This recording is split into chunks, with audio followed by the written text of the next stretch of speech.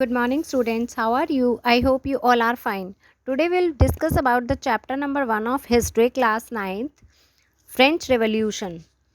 See students, 14 जुलाई 1789 को पूरा का पूरा जो एटमॉस्फेयर था वो टेरर का था। और जो फ्रांस का किंग था उसने अपने जो सोल्जर थी, जो सेना थी, उसको अपने ही एरिया में आने का आदेश दे दिया था। और ऐसा था कि किंग ने अपने खुद के जो उसके सिटीजन्स थे उन पर गोलियां चलाने के आदेश दे दिए थे। उससे क्या हुआ, टाउन हॉल में सभी जो मेंबर्स थे जितने भी, वो सारे इकट्ठे हो गए और उसके बाद उन्होंने इकट्ठा होने का एक डिसीज़न ले लिया। और नेक्स्ट क्या टॉपिक है इनका कि जितने भी इन लोगों के हथियार थे उनके साथ इन्होंने जितने भी गवर्नमेंट ऑफिसेस थे वहाँ पर ज़बरदस्ती उन्होंने एंट्रेंस कर ली और उसके बाद जो ब्रास्टील है उसकी जेल को भी इन्होंने तोड़ दिया। नेक्स्ट क्या था कि उनका कमांडर मर गया और जितने भी वहाँ पर प्रिजनर्स थे उनको वहाँ से छुड़वा लिया गया। और नेक्स्ट इससे क्या हुआ, आपस में लोगों में हेट्रेड फैल गई थी। ठीक है, और मेन जो टारगेट था वो टारगेट क्या था कि लाइवलीहुड के लिए लोग स्ट्रगल कर रहे थे बहुत ज़्यादा। और फर्स्ट आपका पॉइंट आता है, you can see here, French society during late 18th century. 1774 को लुई 16 जो है उसने सारा राजगद्दी को संभाल लिया जब उसकी एज कितनी थी, 12 ईयर्स की। उसके बाद जितना भी वहाँ का खजाना था वो सारा उस टाइम पर बिल्कुल ब्लैंक था, खाली था, एम्प्टी था। और उसका जो मैरिज है वो ऑस्ट्रिया की एक प्रिंसेस से हुई जिसका नाम एंतो एनेट था। ठीक है स्टूडेंट्स, देन वर्सेल की जो भी रिकॉन्सिलिएशन थी वो की गई और उसका भी खर्चा अलग से था। देन 13 कॉलोनीज जो हैं वो भी बनाई गई थी और वो ब्रिटेन को आज़ाद कराने के लिए बनाई गई थी। ठीक है, नेक्स्ट क्या था कि इनका जितना भी लिवरे का टारगेट था वो सारा, लिवरे मीन्स करेंसी, उस टाइम की जो करेंसी थी उसका नाम था लिवर। ठीक है, 10% जो है ब्याज दिया जाता था जो उस चीज़ से नहीं सेटिस्फाइड थे। और उसके बाद है यहाँ पर हमारी 3 कैटेगरीज डिवाइड की गई हैं, you can see here and see this categories, first, second and third. Here first, second and third category. Okay students, first category में हमारे क्या थे, क्लर्जी, सेकेंड में क्या थे, नोबिलिटी, और थर्ड में हमारे क्या थे, जितने भी labours, lawyers, peasant, small peasants you can say.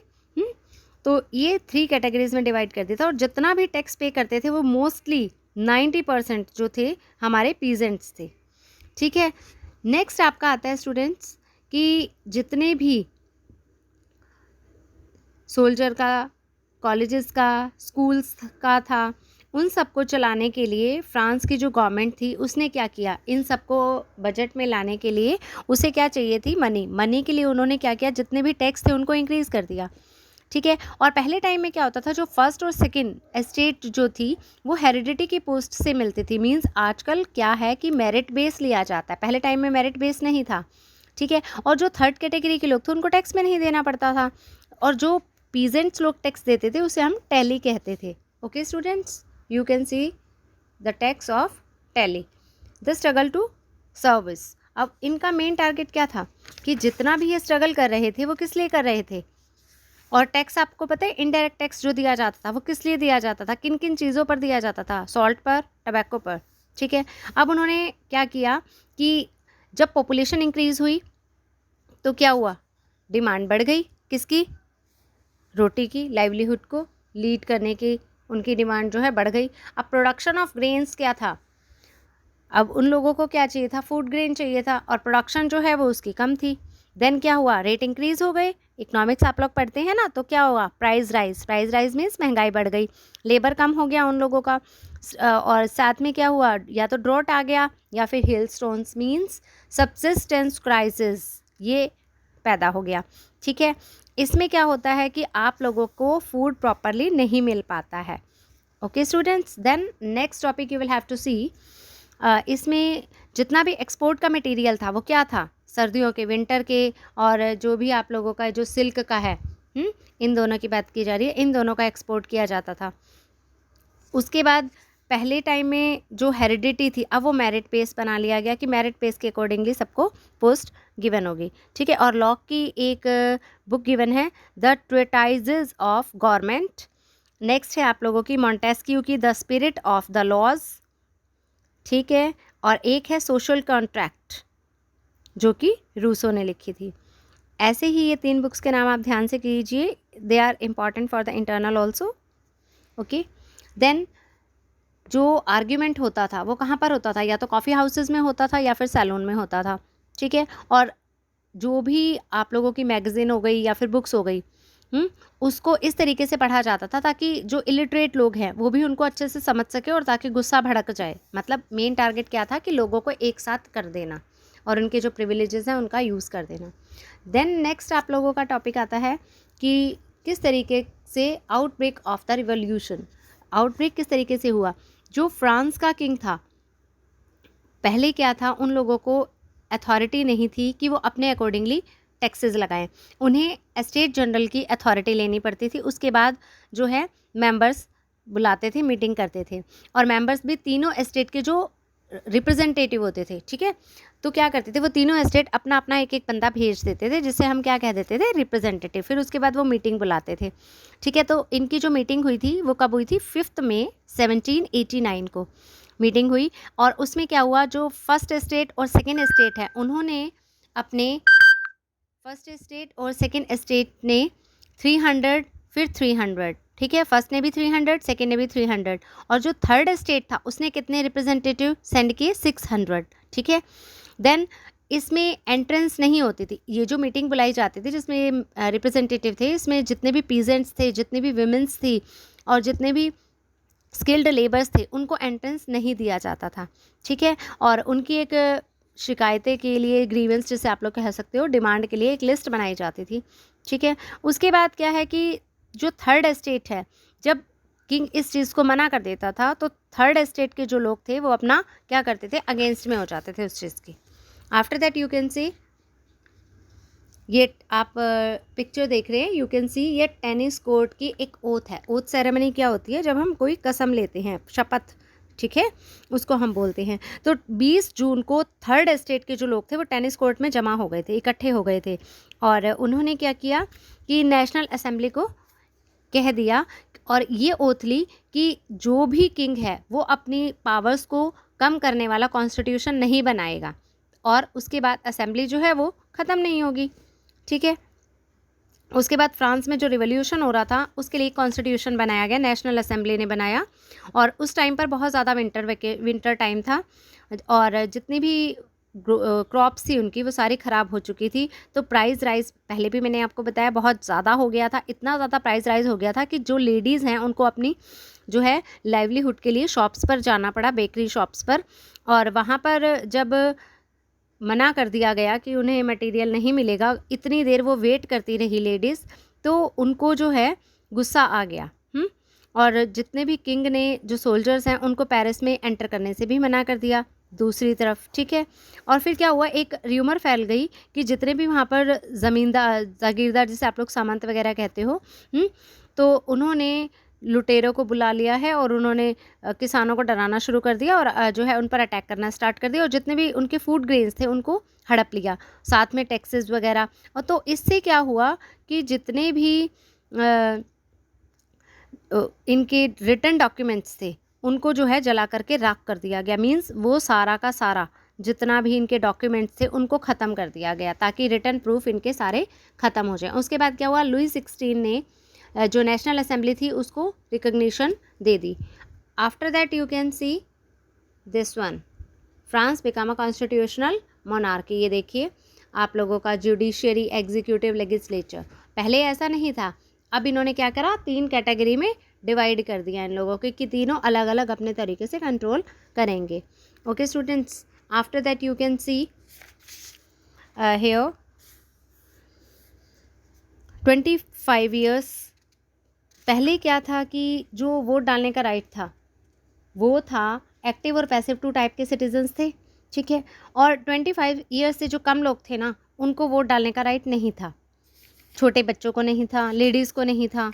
लेकिन इसके बाद क्या हुआ, 1791 की जो असेंबली बनाई गई, उसमें जो कॉन्स्टिट्यूशन बनाया गया, उसमें एक ये डिसीज़न भी लिया गया कि जो 25 ईयर्स के लोग हैं वो इलेक्शन में जो है वोटिंग कर सकते हैं, लेकिन उसके लिए उन्हें 3 दिन का टैक्स पे करना पड़ेगा। जो उनके 3 दिन की सैलरी होती थी उसके बराबर उनको टैक्स पे करना पड़ेगा, ठीक है। और इसलिए ये सारा इनका जो है एक मैन का, सिटीज़न का एक घोषणा पत्र बनाया गया। उसके बाद आपका आता है कि डिफरेंट टाइप के इन लोगों ने, ये देखिए ये आपके पॉलिटिकल सिंबल्स हैं बेटा, डिफरेंट और भी पॉलिटिकल सिंबल्स हैं। जैसे आजकल के टाइम में भी चुनाव लड़ते हैं तो डिफरेंट सिंबल्स होते हैं ना, ठीक है। उसके बाद आप लोगों का आता है कि जब फ्रांस में रिपब्लिक क्या होता है बेटा, जब कोई भी चीज़ हेरिडिटी के अकॉर्डिंगली नहीं आती, जैसे मैंने आपको पहले भी बताया मेरिट बेस पर आती है, आपके एजुकेशन के अकॉर्डिंगली आती है, that is called republic, okay. Then constitution पर साइन करवा लिए गए लुई 16 के, आपस में भी उनकी बात हो रही थी। तो फिर क्या हुआ, उन्होंने वॉर डिक्लेयर कर दिया, नेशनल असेंबली में लॉ बना दिया, और जो है डिक्लेयर कर दिया कि अब हमारा युद्ध हो जाएगा। उसके बाद मर्सिलेस जो है एक पैट्रियोटिक सॉन्ग है, जैसे हमारा होता है ऐसे ही ये पैट्रियोटिक सॉन्ग है हमारा उसका, फ्रांस का, ठीक है। और जितने भी वहाँ की जनता थी, पीपल थे वहाँ के, उन लोगों को फाइनेंशियली बहुत ज़्यादा क्राइसिस उठाने पड़े। जैसे मैंने आपको बताया था लाइवलीहुड के लिए लेडीज़ भी बहुत ज़्यादा परेशान हो रही थी, क्योंकि क्या था, जब वॉर स्टार्ट हो गई तो वॉर में क्या हुआ, जितने भी मैन लोग थे, मैन लोग तो वॉर के लिए चले गए, लड़ने के लिए चले गए, घर पे कौन रह गया, लेडीज़। अब लेडीज़ जो है उनको जेंट्स वाला काम भी करना पड़ा, बच्चों को पालने का, उनका खाना किस तरीके से अरेंज हो, वो सारा काम, ठीक है। उसके लिए क्या हुआ, फिर जो लेडीज़ हैं वो भी एक्टिव हो गई, और फिर जैकोबियन क्लब जो है वो पार्टी में आया। जैकोबियन क्लब में कौन कौन से मेंबर्स थे, स्टूडेंट्स लिसन केयरफुली, जो शूज़ बनाते थे, पेस्ट्री बनाने वाले, या फिर छोटे मोटे काम करने वाले, जैसे लेबर हो गए, वर्कर्स हो गए, ठीक है। इस टाइप के जितने भी लोग थे वो सारे जैकोबियन क्लब से रिलेट करते थे। और उनकी ये देखिए आपको एक पिक्चर भी दिखाई जाएगी students, I think yes, I think it is not here. Red colour की कैप पहनी होती थी उन्होंने, ठीक है। और नीचे जो ट्राउज़र्स है वो भी लंबे लंबे घुटनों तक पहने जाते थे। और इस जैकोबियन क्लब का मेन जो मेंबर था, जो लीडर था, मैक्समिलियन रॉबेस्पियर था। इनकी खुद की ग्रुप में ये खुद एक लीडर था, ठीक है। और बहुत ज़्यादा जो है प्राइज राइज हो गया था, जिसकी वजह से ये पूरा वॉर हुआ, ठीक है। और जितने भी किंग के जितने भी लोग थे, असेंबली में क्या हुआ, सबको मतलब इस तरीके का एटमॉस्फेयर प्रोवाइड किया गया, जेलों में डाल दिया, नए नए इलेक्शन करवाए गए। 21 ईयर से जितने लोग थे ज़्यादा, जिनके पास कोई भी उनकी वो नहीं थी, प्रॉपर्टी नहीं थी, उनको राइट दे दिया गया कि आप वोट कर सकते हो, ठीक है। और जो नई असेंबली बनी थी उसका नाम कन्वेंशन दे दिया गया उन्हें। और जितना भी पहले आप लोगों का था, मतलब हेरिडिटी वाला जो वो था, वो ख़त्म कर दिया गया और क्या बना दिया गया, रिपब्लिक, ठीक है। आफ्टर दैट यू कैन सी कि कुछ भी अकॉर्डिंग टू किंग नहीं फॉलो होगा, ठीक है। देन लुई 16 को जो है फांसी दे दी गई, फांसी की सज़ा सुना दी गई। उसके बाद ठीक उसके बाद ही उनकी जो प्रिंसेस थी मेरी एंटोनेट, उसको भी फांसी दे दी गई, ठीक है। देन आता है हमारा रीजन ऑफ टेरर, जिसे हम लोग क्या कहते हैं, और ये वाला जो है ये आपका जैकोबियन से रिलेट करता है। जैकोबियन मीन्स रॉबर्सपियर, ठीक है। रॉबर्सपियर जो है जैकोबियन क्लब का एक मेन लीडर था, और उसने जो है अपनी एक पॉलिसी बना रखी थी। उस पॉलिसी का नाम क्या था, जिसने रिपब्लिक को बहुत ज़्यादा फोर्स किया था, ठीक है।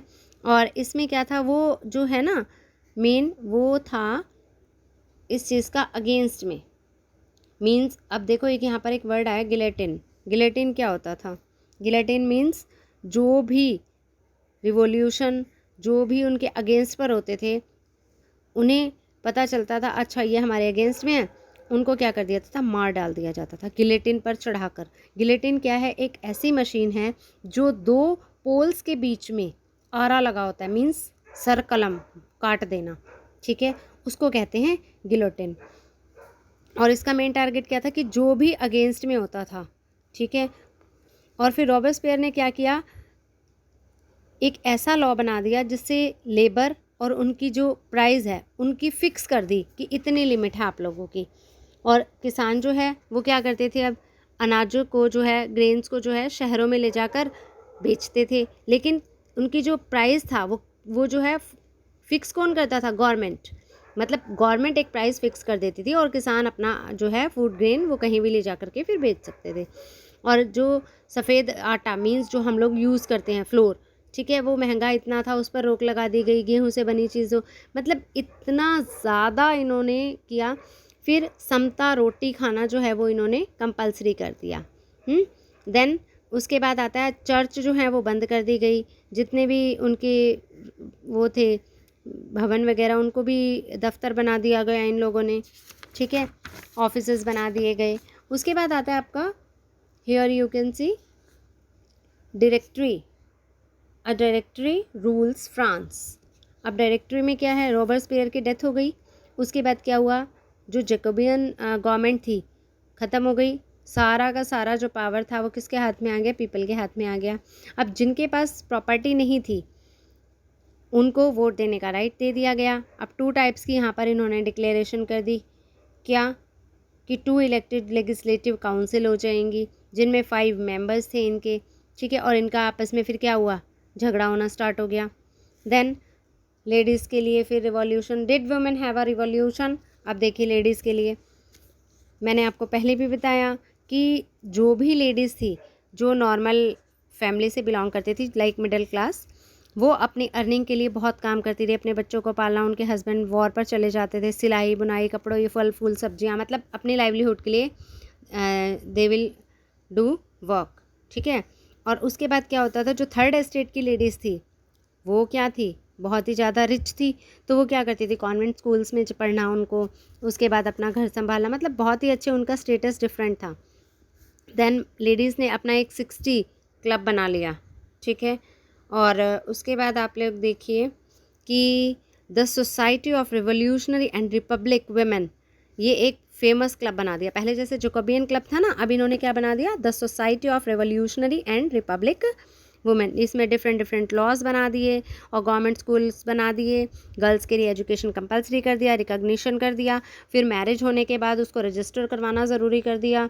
इस तरीके के काम किए गए, ठीक है। फिर उसके बाद क्या हुआ कि जो लेडीज़ हैं उन्होंने अपनी स्ट्रगल अभी भी बनाए रखी, और महिला जो है, लेडीज़ जो हैं, उनके क्लब्स को बंद करवाने का, उन पर एक कानून बनाने की सोची।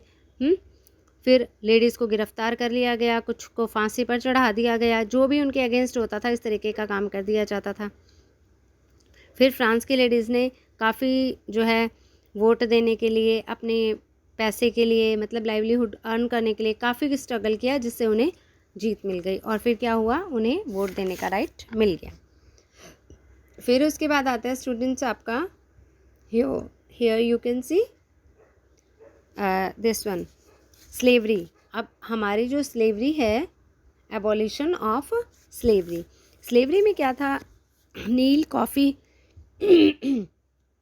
टबैको और शुगर, ये सारी चीज़ें जो हैं इनके बारे में बात की जा रही है कि लेबर की जो है कमी हो गई थी उस टाइम पर।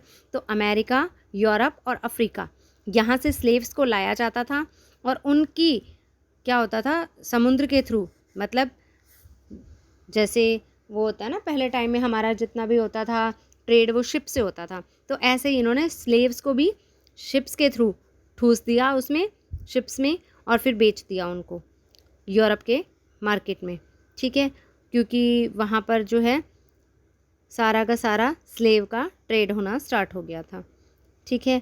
उसके बाद आता है कि नेशनल असेंबली में काफ़ी सारा आर्ग्यूमेंट हुआ, और आर्ग्यूमेंट किस लिए था, जितने भी ये थे इन लोगों के अधिकार वगैरह उस सब के बारे में, ठीक है। फिर नेक्स्ट आता है आपका, लोगों को बेसिकली क्या था, गुलाम बनाने की कोशिश की गई थी, ठीक है। फिर उसके बाद 1848 में फ्रांस की जितनी भी कॉलोनीज़ थी उन्होंने स्लेवरी को डिमोलिश कर दिया, मीन्स ख़त्म कर दिया।